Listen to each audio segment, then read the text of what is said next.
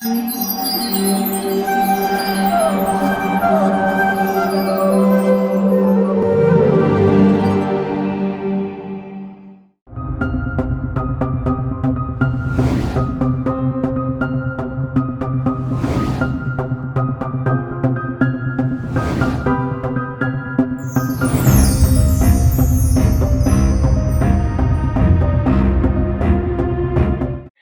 कृष्ण।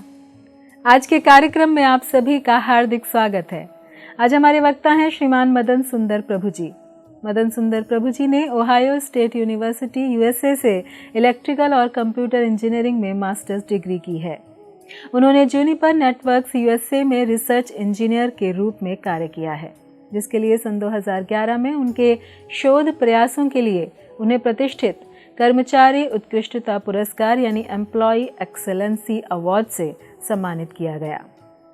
भगवद गीता के संदेश और इस्कॉन के संस्थापक आचार्य भक्ति वेदांत स्वामी श्रील प्रभुपाद के जीवन से प्रेरित होकर वे भारत लौटे तथा सन 2012 में पूर्ण रूप से वैदिक कला एवं विज्ञान के छात्र के रूप में इस्कॉन से जुड़ गए।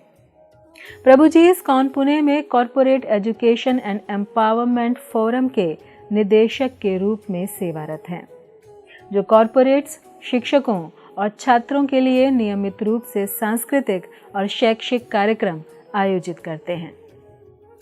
प्रभु ji TTL, Persistent Accenture, Sterling Health Care, Lumax Industries व Symbiosis Institute of Health Sciences आदि अन्य कई संगठनों में सत्र आयोजित कर चुके हैं, जिसमें उनका लक्ष्य कार्यस्थल में सचेतन मानसिकता के साथ आत्म जागरूकता और सकारात्मक जीवन को बढ़ावा देना है। वैदिक शास्त्रों के संदेश को पढ़ना और साझा करने में प्रभु जी को विशेष आनंद तथा संतोष प्राप्त होता है। वह इसी कारण प्रभु जी ने भगवद गीता, महाभारत, रामायण और श्रीमद् भागवतम पर आधारित कुछ पाठ्यक्रम भी तैयार किए हैं, जिनसे कई लोग प्रेरित होकर अपना जीवन सफल कर रहे हैं।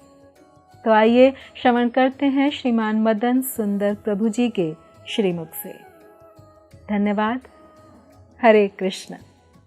ओम अज्ञानतिमिरन्धस्य ज्ञानाञ्जनशलाकया चक्षुरुन्मिलितं येन तस्मै श्रीगुरुवे नमः।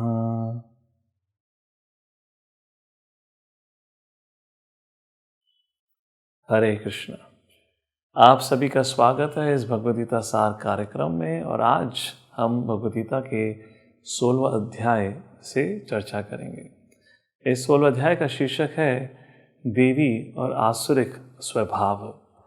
तो इससे पहले हमने 15वां चैप्टर पढ़ा था, 15 चैप्टर, जहाँ भगवान श्री कृष्ण अर्जुन को बताते हैं कि कैसे अगर आपको भगवत धाम की प्राप्ति करनी है तो आपको इस भौतिक जगत और भौतिक इच्छाओं से दूर होना पड़ेगा या उससे विमुख होना पड़ेगा। आपको साधु या संत या भक्तों के संग में आकर भक्ति और भगवान के प्रति इच्छा या आसक्ति पैदा करनी पड़ेगी। अब इस 16 चैप्टर में भगवान उल्लेख करने वाले हैं दो जीवों का या दो प्रकार के मनुष्य का। अगर आपको याद हो, भगवद गीता के 7वें अध्याय में भगवान श्री कृष्ण चर्चा करते हैं दो प्रकार के व्यक्ति होते हैं, एक जो मेरी शरण में आ जाते हैं और दूसरी मेरी शरण कभी नहीं लेते। न माम दुष्कृतनो मूढ़ा प्रपद्यन्ते नराधमः, और जो दूसरे होते हैं चतुर्विधा भजन्ते माम जना सुकृतनो अर्जुना। एक पायस पुण्य आत्मा जो भगवान की शरण लेने के लिए आती हैं, एक दुरात्मा जो भगवान की शरण लेने के लिए नहीं आती। इस अध्याय के अंदर अब भगवान श्री कृष्ण उन्हीं दो जीवों के बारे में, मनुष्यों के बारे में विस्तार से चर्चा करेंगे। कहा जाता है सत्य युग में जो राक्षस प्रवृत्ति और देव प्रवृत्ति के जो व्यक्ति हुआ करते थे वो अलग अलग ग्रह पर रहा करते थे। त्रेता युग में वो एक ही ग्रह पर रहा करते थे। द्वापर युग में वो एक ही परिवार में पाए जाते थे, और कल युग में वो हर व्यक्ति, हर एक जीव के मन में एक दैवी गुण और आसुरिक गुण होता है। व्यक्ति को जीवन में प्रगति के मार्ग पर बढ़ना है। प्रगति का मार्ग का परिभाषा ये नहीं कि आप अधिक से अधिक धन और संपत्ति कमाएं, इसके ऊपर हम चर्चा पहले भी कर चुके हैं। चाहे व्यक्ति के पास कितना धन संपत्ति क्यों ना हो, उसके सामने दुनिया का सबसे टेस्टी और एक्सपेंसिव खाना क्यों ना रखा हो, पर व्यक्ति का मन शांत नहीं है, खाने में कोई आनंद नहीं आएगा, हाँ या ना? बल्कि अगर मन उसका चिंताग्रस्त है तो भूख भी नहीं लगती, तो आप पैसे को कैसे एंजॉय करोगे? तो जो सुख है, असली सुख आता है आध्यात्मिक जीवन का पालन करने से। जब व्यक्ति का भगवान के संग संबंध जुड़ता है तो जो आध्यात्मिक सुख है उसकी क्वालिटी क्या है? एक तो वो कभी नश्वर नहीं होता और दूसरा हमेशा बढ़ता ही रहता है। और जो भौतिक सुख है वो पल दो पल का सुख है, सुख उतना ही है जितना आपने दुख सहा है। जैसे मैंने आपको पिछले अध्याय में बताया था, जितना व्यक्ति प्यासा होता है उतना ही वो पानी की वैल्यू को समझता है। अगर प्यास ना लगे तो व्यक्ति पानी पीता नहीं है, उसके मूल को नहीं समझता। इसी प्रकार अब इस अध्याय में भगवान श्री कृष्ण इस 16वें अध्याय के द्वारा हमें बताने का प्रयत्न करते हैं कि हे अर्जुन, व्यक्ति को कैसे देव गुण या डिवाइन क्वालिटीज़ को अपने अंदर कल्टीवेट करना चाहिए। तो ये डिवाइन क्वालिटीज़ आती कहाँ से हैं? सबसे पहले व्यक्ति को अपने आप को सत्व गुण में स्थित करके जीवन व्यतीत करना चाहिए। जिस व्यक्ति के अंदर सत्व गुण प्रबल है उसी व्यक्ति के अंदर देव गुण हो सकते हैं, और जिन व्यक्तियों के अंदर रजोगुण और तमोगुण प्रबल है उनके अंदर देव गुण मिलना बहुत मुश्किल होता है। जितना व्यक्ति रजोगुण से तमोगुण की तरफ चलता है या बढ़ता है, उतना ही उस व्यक्ति के अंदर आसुरिक गुण पैदा हो जाते हैं। ये क्या है आसुरिक गुण और देवगुण? एक उदाहरण के रूप में मैं बताकर आगे भगवान श्री कृष्ण क्या बताते हैं उसका उल्लेख करूंगा। चलिए महाभारत में भी चलने से पहले आज इस अध्याय के माध्यम से हम एक ऐसे कैरेक्टर का उल्लेख करेंगे जो अभी तक हमने नहीं करा। हमने शुरुआत में धृतराष्ट्र वाचा, भगवद गीता की शुरुआत धृतराष्ट्र से होती है, तो धृतराष्ट्र को भी क्रेडिट मिलता है भगवद गीता में। ऑफ कोर्स कृष्ण अर्जुन को तो क्रेडिट मिलता ही है, पर एक व्यक्ति है जो इस भगवद गीता की रचना में जिसने बहुत बहुत सहयोग दिया। कौन? व्यासदेव जी नहीं, ऑफ कोर्स उन्होंने महाभारत लिखी है। वो व्यक्ति है दुर्योधन। अगर वो दुर्योधन आसुरिक प्रवृत्ति का ना होता और भगवान की बात को ना नकारता तो युद्ध कैसे होता? और युद्ध हुआ, युद्ध भूमि पे आकर अर्जुन परेशान ना होते तो भगवद गीता का ज्ञान कैसे मिलता? तो चलिए, कुरुक्षेत्र के 18वें दिन जब युद्ध समाप्त हो चुका है, क्योंकि अब दुर्योधन भीम के संग जब उनका युद्ध हुआ अब वो हार चुके हैं। वो लंबी कहानी है, सारांश में तो आपको सबको पता ही होगा किस प्रकार कृष्ण अर्जुन को बताते हैं कि भीम को बोलो, अपनी प्रतिज्ञा याद दिलाते हैं कि भीम ने कहा था जब वो गैम्बलिंग मैच हुआ था, जब दुर्योधन ने कहा था द्रौपदी तुम तो एक वैश्य के समान हो, तुम तो मेरी दासी हो, आओ मेरी जांघा पे आकर बैठो। तो उस समय भीम ने प्रतिज्ञा ली थी, हे दुर्योधन तेरी इसी जांघा को तोड़कर तेरे को मृत्यु के घाट पहुंचाऊंगा। तो कृष्ण अर्जुन के माध्यम से भीम को याद दिलाते हैं और भीम उस युद्ध के नियमों को तोड़ते हुए दुर्योधन की जांघा को तोड़कर उनको मार देते हैं। दुर्योधन मृत अवस्था में पड़े हैं और उस समय भगवान श्री कृष्ण उनके सामने जाते हैं तो दुर्योधन कृष्ण को देखकर उनको ब्लेम करने लगते हैं, बोलते हैं हे कृष्ण, हे ग्वाल बाल, जो भी कुछ हुआ है तेरे कारण हुआ है। तूने धोखा दिया, तूने प्रॉमिस करा था या वचन लिया था तू अस्त्र शस्त्र नहीं उठाएगा, तेरे कारण कितनी बार तूने अस्त्र शस्त्र उठाए युद्ध भूमि में, कितनी बार तूने अर्जुन की मदद करी, वरना 5 पांडव बचते नहीं, सब तेरे कारण। इस प्रकार दुर्योधन कृष्ण में दोष निकालने लगते हैं। कृष्ण सुनते हैं और फिर कृष्ण दुर्योधन को बोलते हैं, हे दुर्योधन अपने कर्म के लिए मुझे मत दोषी ठहराओ, तुम्हें मैंने भी आकर समझाया था। तुम्हारी जो दशा है वो तुम्हारे कर्मों का फल है, और तुम्हारी दशा का प्रमुख कारण क्या है? तुमने कभी भी अपने वरिष्ठों की आज्ञा का पालन नहीं किया। ये एक प्रमुख चिन्ह या सिम्टम होता है आसुरिक प्रवृत्ति के लोगों का। जो आसुरिक प्रवृत्ति के लोग होते हैं वो अपने आप को हमेशा स्वतंत्र मानते हैं। उनको लगता है हमें किसी की भी सलाह, किसी की आज्ञा पालन करने की आवश्यकता नहीं है। कृष्ण ने कहा, भीष्म पितामह, विदुर, द्रोणाचार्य, नारद मुनि तक आए थे, यहाँ तक कि दुर्वासा मुनि, कर्दमा, सभी जितने भी आप मुनियों को जानते हैं, सब ने आकर सभा में कभी न कभी आकर दुर्योधन धृतराष्ट्र को मना करा कि ऐसा मत करिए, तो दुर्योधन हमेशा उसको नकार देते थे। तो सबसे पहली चीज जो एक आसुरिक गुण का सबसे प्रमुख निशानी है, वो अपने आप को स्वतंत्र समझता है और वो किसी की भी सलाह मशवरा को नहीं सुनता। अगर सुनता है तो आप बोलेंगे दुर्योधन तो शकुनी की बहुत सुनता था। वो सिर्फ उन्हीं व्यक्ति की सुनता है जो उसकी भाषा बोलना जानते हैं। कोई व्यक्ति अगर पते की बात, धर्म की बात कहे तो ऐसा आसुरी प्रवृत्ति का व्यक्ति कभी नहीं उस बात को मानता। उसी प्रकार और आसुरिक गुण क्या होते हैं उसका उल्लेख इस अध्याय में है, तो आगे वर्णन करते हैं। शुरुआत के 3 श्लोकों में भगवान श्री कृष्ण सबसे पहले देव गुण क्या होते हैं ऐसे 26 गुणों का वर्णन करते हैं। जैसे विनम्रता हो गई, अभयम फियरलेसनेस हो गया, अहिंसा, कंपैशन, फॉरगिवनेस इत्यादि करके 26 गुणों का वर्णन किया गया है भगवान के द्वारा।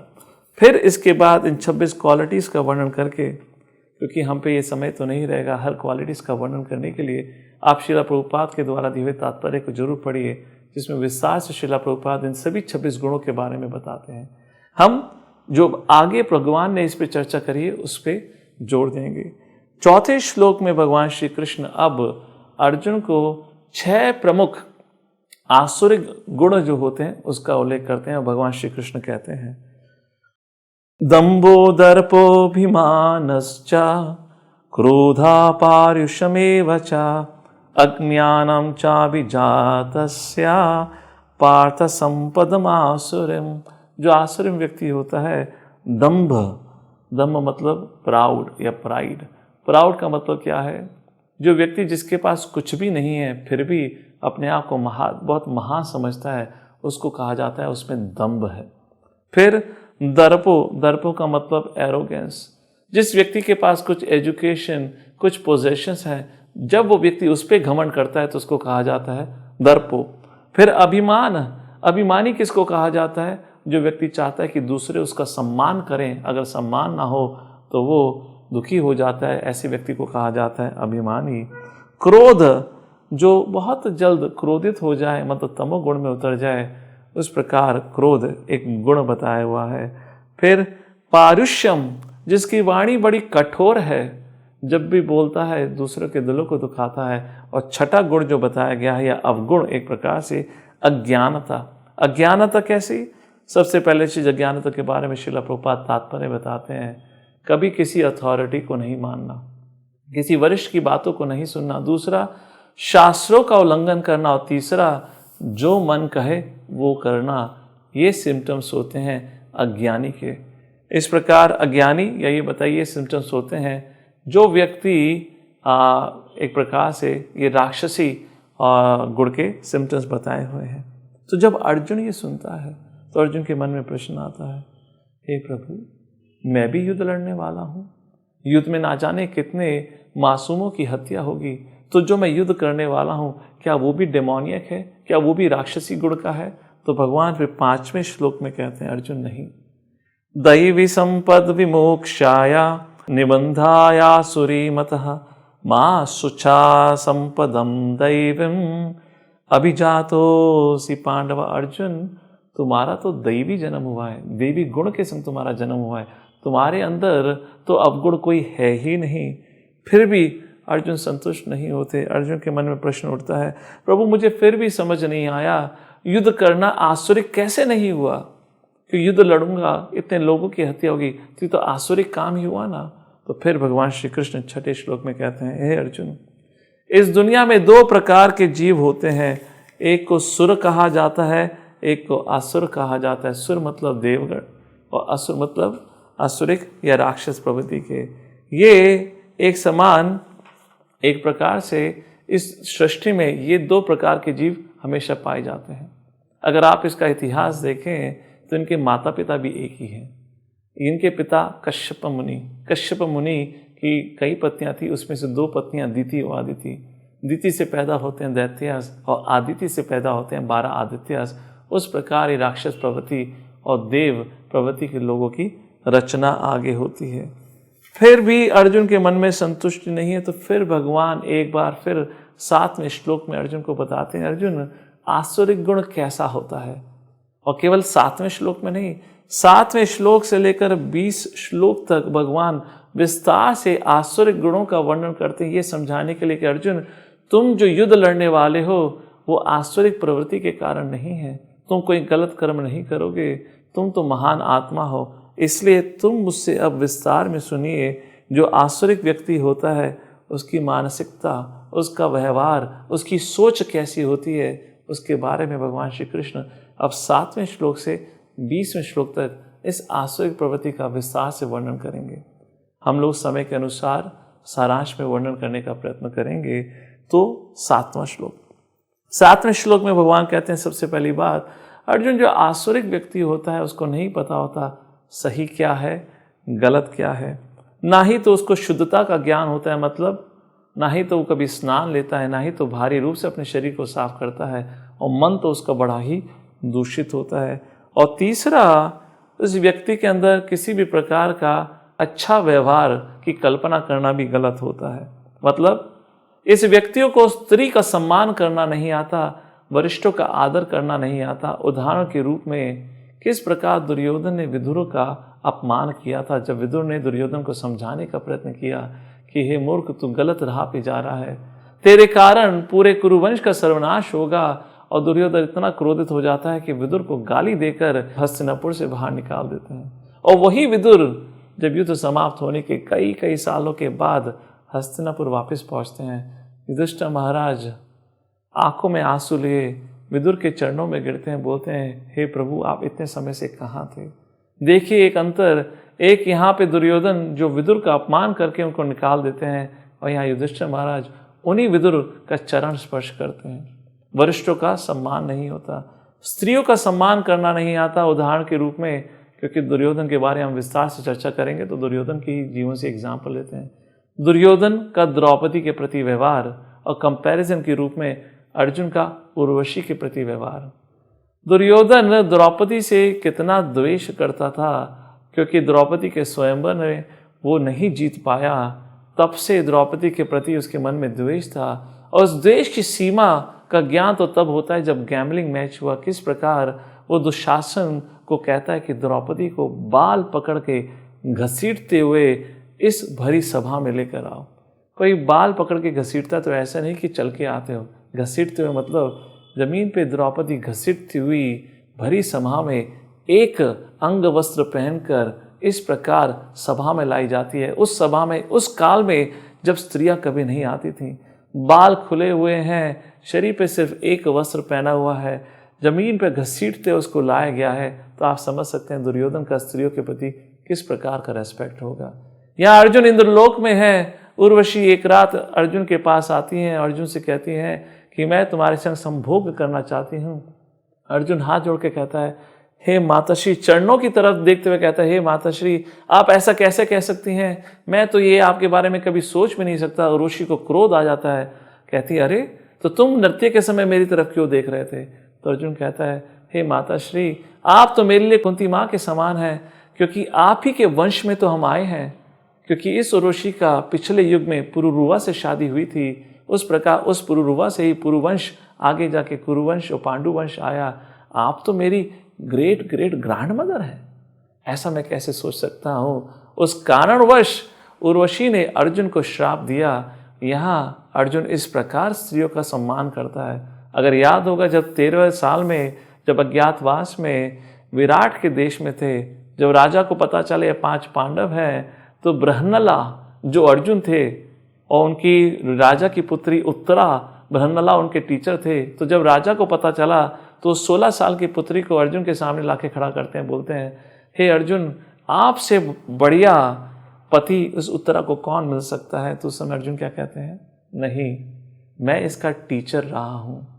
एक टीचर अपने स्टूडेंट के संग इस प्रकार का व्यवहार नहीं कर सकता, ये एक गलत प्रथा शुरू हो जाएगी। मैं आपकी रिक्वेस्ट को मना नहीं करूँगा। मेरा पुत्र अभिमन्यु भी 16 उम्र का है, तो मैं चाहता हूँ कि आप अपनी पुत्री का हाथ मेरे पुत्र के हाथ दे दें। राजा तो खुश था, बोले आपका पुत्र है, उसमें प्रॉब्लम ही क्या है। इस प्रकार उदाहरण के रूप से हम आपको समझाने का प्रयत्न कर रहे हैं। फिर आगे 8वें श्लोक में वर्णन आता है डेमोनियक फिलॉसफी। इन लोगों की फिलॉसफी कैसी होती है। तो 8वें श्लोक में भगवान कहते हैं, ये लोग कहते हैं ये जो दुनिया है ये काल्पनिक है, इसकी कोई रचना नहीं की गई है, इसकी कोई फाउंडेशन नहीं है, कोई भगवान नहीं है। ऐसे ही लोग थ्योरीज देते हैं, Darwin theory, big bang theory, chance theory जैसी काल्पनिक थ्योरी देकर बताते हैं समाज को कि भगवान का तो कोई अस्तित्व नहीं है। अगर कोई अस्तित्व है, किसी चीज़ का कोई फाउंडेशन है, वो है सेक्स लाइफ। मैं नहीं कह रहा, भगवान खुद ही श्लोक में कहते हैं जो आश्चर्य प्रवृत्ति के लोग होते हैं वो कहते हैं जो पूरी सृष्टि का निर्माण हुआ है केवल सेक्स डिजायर के कारण हुआ है, and they consider no other cause. इस प्रकार फिर 9वें श्लोक में भगवान कहते हैं ऐसी फिलॉसफी का कॉन्सिक्वेंस क्या होता है। जो ऐसे लोग होते हैं जो आसुरिक प्रवृत्ति का पालन करते हैं वो इतने स्वार्थी हो जाते हैं, इतने मूर्ख हो जाते हैं कि वो अपना ही विनाश नहीं करते, साथ ही साथ समाज का भी विनाश करते हैं। जो आसुरिक प्रवृत्ति के लोग होते हैं they are the greatest self abusers, और केवल वो अपना ही सर्वनाश नहीं समाज का भी करते हैं। जैसे रावण, कुंभकर्ण ने भी रावण को बोला था, हे रावण तू क्या कर रहा है, ये गलत है, सीता को वापस लौटा दे।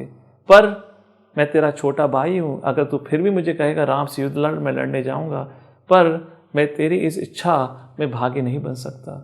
मंदोदरी रावण की पत्नी ने समझाया, विभीषण ने समझाया, यहाँ तक कि मरीच ने भी समझाया, रावण सुनने को तैयार नहीं था।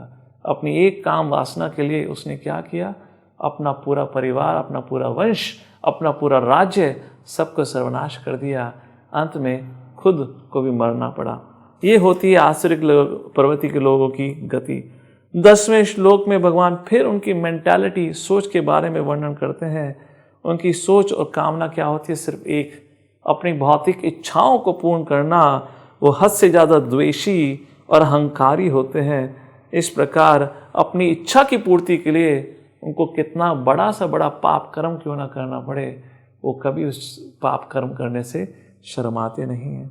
फिर 11वें से 12वें श्लोक में भगवान बोलते हैं जो ये आसुरिक प्रवृत्ति के लोग होते हैं उनके जीवन का उद्देश्य क्या होता है, सिर्फ एक उद्देश्य, इंद्र भोग या इंद्रियों को संतुष्ट करना। इस कारणवश भगवान बताते हैं ऐसे लोग जो होते हैं आजीवन चिंता की चिता में जलते रहते हैं। उदाहरण के रूप में 13 साल का वनवास पांडवों को मिला था, एक रात धृतराष्ट्र शांति की नींद नहीं सुना था। महाभारत में विस्तार से वर्णन आता है। हर रात जब भी धृतराष्ट्र सोने जाता था तो उस सभा का दृश्य उसकी आंखों में आता था जहां भीम ने ये प्रतिज्ञा ली थी कि मैं तुम्हारे 100 के 100 पुत्रों को मारूंगा। हर रात धृतराष्ट्र जब सोता था तो रिवर्स में गिनती करता था, एक दिन और कम हो गया, एक दिन और कम हो गया। और धृतराष्ट्र को पता था भीम ने जो प्रतिज्ञा ली है, क्षत्रिय ने प्रतिज्ञा ली है, पूर्ण तो करके रहेगा। इस कारणवश धृतराष्ट्र कभी भी शांति से नहीं सो पाया। ऐसे ही कंस का उदाहरण आता है, कृष्ण को मारने चला था पर इतना भयभीत रहता था, इतना आतंक फैला रखा था उस कंस ने, एक रात क्या एक पल वो शांति से नहीं जी पाता था। उसी प्रकार भगवान श्री कृष्ण यहाँ पे वर्णन करते हैं कि कैसे ऐसे लोग, आश्चर्य प्रवृत्ति के लोग माया के जाल में और फंसते चले जाते हैं। कभी आपने स्पाइडर या मकड़ी का जाला देखा है? अपने शरीर से मकड़ी अपना जाला बनाती है और जैसे कोई मच्छर और कीड़ा उसमें फंसता है और जितना वो हाथ पैर चलाता है उतना ही फंसता चला जाता है। इसी प्रकार ये माया का जाल है, जितना ही हम इसमें फंसना चाहते हैं या हाथ पैर चलाते हैं भौतिक इच्छाओं की पूर्ति के लिए, जीव उतना ही फंसता चला जाता है। आगे भगवान श्री कृष्ण 16वें श्लोक में ऐसे लोगों की गति बताते हैं। क्या गति होती है? भगवान कहते हैं इस दुनिया में दुखी रहते हैं और अगले जन्म में उनका पतन हो जाता है और नरक जाना पड़ता है ऐसे लोगों को। और फिर आगे यहाँ पर भगवान इसी प्रकार इन लोगों की गति 18वें श्लोक में भगवान कहते हैं जो ऐसे लोग होते हैं आसुरी प्रवृत्ति के लोग, वो द्वेष से भरे होते हैं और प्रमुखता विष्णु भगवान से द्वेष करते हैं। द्वेष का फल खुद का सर्वनाश करते हैं और द्वेषी होने के कारण वो किसी के हित के बारे में कभी नहीं सोच सकते। यहाँ तक कि 19वें श्लोक में भगवान खुद ही कहते हैं ऐसे द्वेषी लोग सबसे अधिक द्वेष मुझसे करते हैं। आपने कभी शास्त्र में कोई उदाहरण सुना है जहाँ कोई ब्रह्मा का, शिव का द्वेषी हो? हाँ या ना? आपने शायद ही कोई ऐसा उदाहरण सुना होगा, बल्कि आपने उदाहरण ऐसे सुने होंगे कि जो विष्णु का भक्त है वो ब्रह्मा हो या शिव हो या गणेश सबको प्रिय होता है।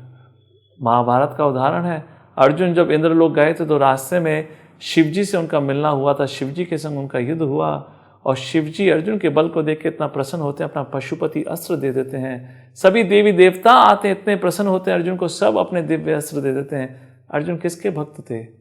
ना ही तो शिव ना ही ब्रह्मा। आदर सम्मान सबके करते थे, और किसके सखे और किसके मित्र थे? कृष्ण के। और वही बात भगवान श्री कृष्ण यहाँ समझाते हैं बार बार, जो भक्त होता है वो सबको प्रिय होता है। नारद मुनि, यहाँ तक कि नारद मुनि तो रावण को भी प्रिय थे, कंस को भी प्रिय थे। जब नारद मुनि उनके महल में जाया करते थे तो सब खड़े हो जाते थे कि नारद मुनि आए हैं। इस प्रकार भक्त सबको प्रिय होता है। तो 19वें श्लोक में इस प्रकार भगवान बताते हैं, और 20वें श्लोक में इस सब्जेक्ट मैटर को समाप्त करते हुए भगवान कहते हैं, जो आसुरिक प्रवृत्ति का लोग होते हैं वो इस काल में सड़ते हैं, परेशान रहते हैं, उनका आज का जीवन बर्बाद होता है, अगला जीवन भी बर्बाद होता है, क्योंकि जो जो पाप कर्म करे हैं उसको अपने कर्म फल के रूप में उनको आगे के जीवन में दंड मिलना पड़ता है। और इस प्रकार वो भौतिक दुनिया में बार बार जन्म मृत्यु जरा व्याधि के चक्र में फंसकर बार बार दुखी होते रहते हैं। तो अब भगवान ने विस्तार से अर्जुन को बताया, अर्जुन तुम आसुरिक प्रवृत्ति के नहीं हो। तो अर्जुन के मन में प्रश्न उठता है, तो प्रभु ये आसुरिक प्रवृत्ति शुरू कैसे होती है? कहीं ना कहीं से किसी न किसी चीज़ तो शुरू होगी।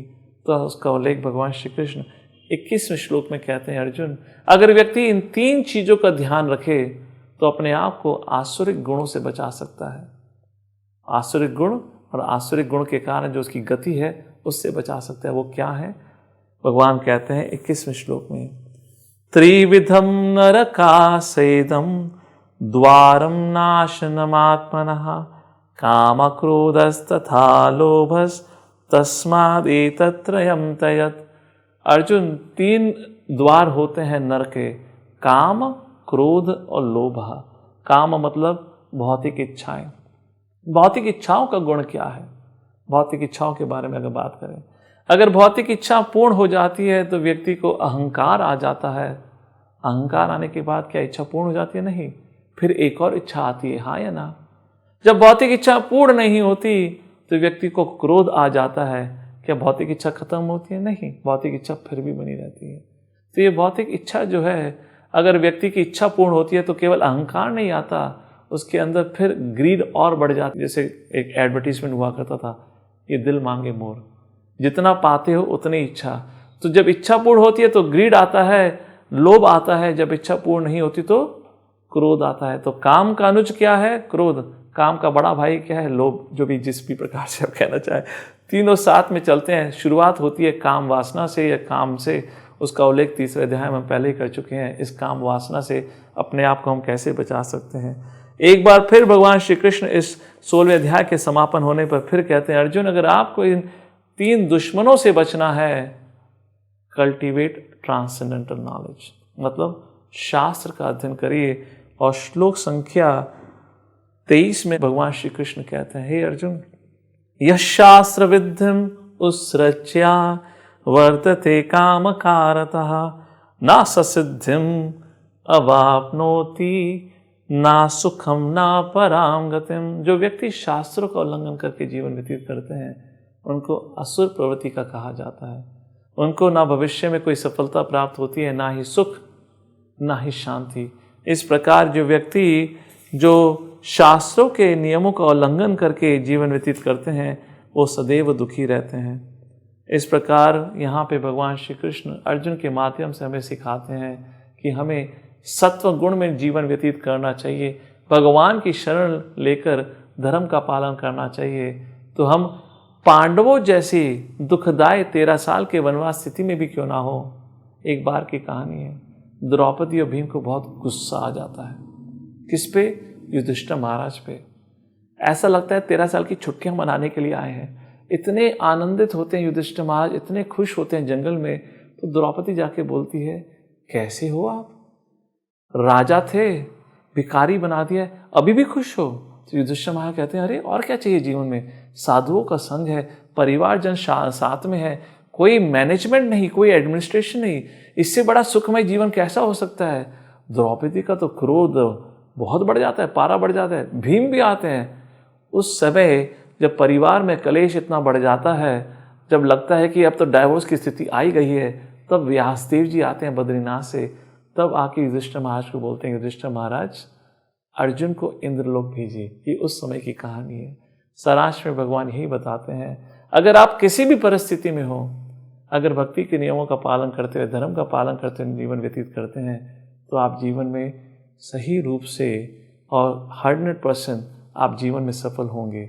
इस प्रकार ये 16 चैप्टर का समापन यही करते हैं, और कल हम जब मिलेंगे तो हम कल 17वां अध्याय का वर्णन करेंगे। तो तब तक के लिए आप सबका बहुत बहुत धन्यवाद। हरे कृष्णा, जय श्रीला प्रभुपाद। ऐसे ही और भक्तिमय कार्यक्रमों के लिए देखिए हरे कृष्णा टेलीविजन। इसे प्राप्त करने के लिए आप अपने केबल अथवा DTH ऑपरेटर से संपर्क करें तथा और अधिक जानकारी के लिए आज ही डायल करें 8767 845 845।